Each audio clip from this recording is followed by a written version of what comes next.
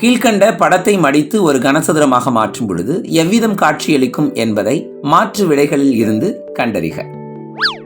கொடுக்கப்பட்டிருக்கிற கார்ட்போர்ட் கட்டிங்க மடிச்சு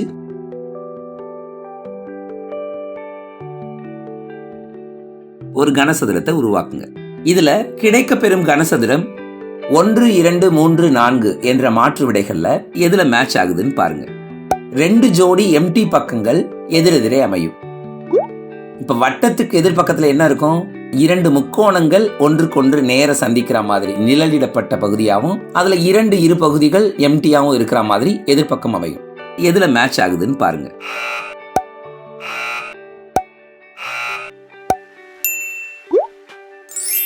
4 என்ற கனசதுர உருவமே உருவாக வாய்ப்புள்ளது. டிக் பண்ணிக்கோங்க.